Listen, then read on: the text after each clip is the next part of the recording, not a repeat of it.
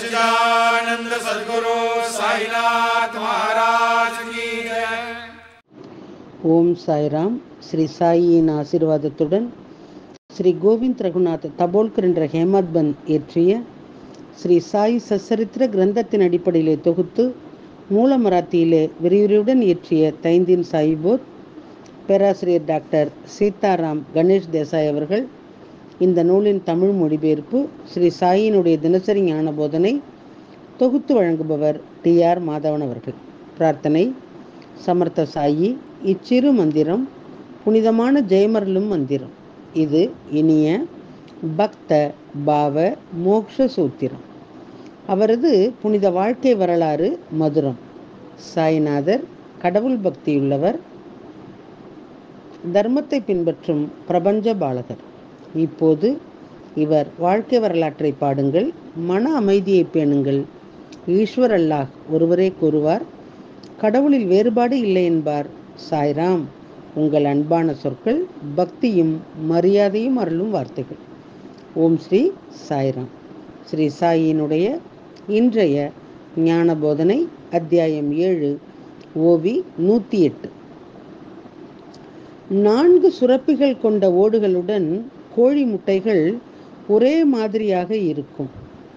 இதோ பார், உன் கஷ்டங்களை நான் அனுபவிக்க வேண்டும் என்று கூறுவார். குறிப்பு: சுரப்பி முட்டிகளில் கட்டியாக வரும் வியாதி. மாண்புமிகு ஸ்ரீ கணேஷ் ஸ்ரீ கிருஷ்ண காப்பர்டே இந்திய அரசாங்கத்தினுடைய சட்டமன்ற உறுப்பினராக இருந்தார். அவர் பாபாவினுடைய சிறந்த பக்தர். ஒரு முறை அவருடைய மனைவியும் ஒரு சிறு மகனும் ஷீரடிக்கு வந்திருந்தனர். அவனுடைய இளைய மகன் தன் தாயுடன் சாயினுடைய சகவாசத்தை அனுபவித்து கொண்டிருந்தான். ஷீரடியிலே இருந்தபோது ஒரு நாள் சிறுவனுக்கு கடுமையான பக்கவாதம் ஏற்பட்டது. அவன் தாய் கவலைப்பட்டால், சூரியன் மறையும் நேரத்திலே பாபாவுடன் உலவ புறப்பட்டு செல்லும் நேரம். அந்த நேரத்திலே பாபா காப்பர்டேவர் தங்கியிருந்த அரண்மனையை கடந்து செல்லும் போது சிறுவனுடைய தாய் உடனடியாக சென்று பாபாவினுடைய பாதங்களை பிடித்து கொண்டு நடந்ததை கூறினாள். தாய் சுரப்பி காய்ச்சலால் பயந்து அவதிப்பட்டார். அந்த பெண்ணினுடைய வார்த்தைகளை கேட்ட பாபா, மேகம் சூழ்ந்து விட்டது, மழை பெய்யும், பயிர்கள் காய்த்து வானம் உருகும், ஏ பெண்ணே, நீ ஏன் பயப்படுகின்றாய் என்று தாழ்ந்த குரலிலே கூறினார். பாபா தனது கப்புனியை இடுப்பிலே உயர்த்தியவுடன் அவரது உடலிலே 4 இடங்களில் கோழி முட்டை அளவுள்ள 4 கட்டிகள் தோன்றின. பாபா அதனை சுட்டி காட்டி, அவன் காயங்களை பார், நான் இப்படி துன்பப்பட வேண்டியிருக்கிறது என்றார். அந்த தெய்வீக மற்றும் அமானுஷ்ய செயலை கண்டு அனைவரும் வியந்தனர். பல மகான்கள் தங்கள் பக்தர்களுக்காக பல துன்பங்களை சகித்துக் கொள்கின்றார்கள். உள்ளேயும் வெளியேயும் வெண்ணெய் போல எந்த பலனையும் எதிர்பார்க்காமல் பக்தர்களுக்காக பணிபுரிகின்றனர். பக்தர்கள் அவருடைய உறவினர்கள். ஒருமுறை நானா சாஹிப் சாந்தோர்கர் நந்துபார்லை விட்டு பண்டரிபுருக்கு சென்றார். ஒருமுறை நானா சாஹிப் சாந்தோர்கர் நந்துபார்லேவை விட்டு பண்டரிபுருக்கு சென்றார். நானா மிகவும் அதிர்ஷ்டசாலி.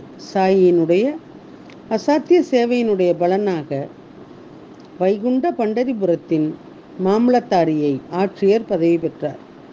விரைவிலே பண்டரிபுரம் செல்ல விரும்பினார். ஆனால் அவர் குடும்பத்துடன் ஷீரடி செல்ல நினைத்தார். ஷீரடி தான் முதலிலே பண்டரிபுரம். பாபாவை நமஸ்கரித்து விட்டு போக வேண்டும் என்று நினைத்தார். அவர் ஷீரடிக்கு எந்த கடிதமும் செய்தியும் அனுப்பவில்லை. சாமான்களை எடுத்துக்கொண்டு வண்டியிலே அமர்ந்தார். நானா ஷீரடிக்கு வருவதை ஷீரடியில் இருந்த யாருக்கும் புரியவில்லை. ஆனால் எல்லா பக்கமும் ஒரு கண் வைத்திருக்கும் சாய் அதை புரிந்து கொண்டார்.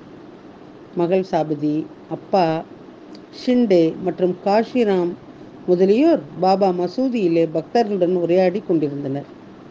இதற்கிடையிலே பாபா, வாருங்கள், பண்டரியினுடைய கதவுகள் திறந்திருக்கின்றன, பஜனையை பாடி அனுபவிப்போம் என்றார்.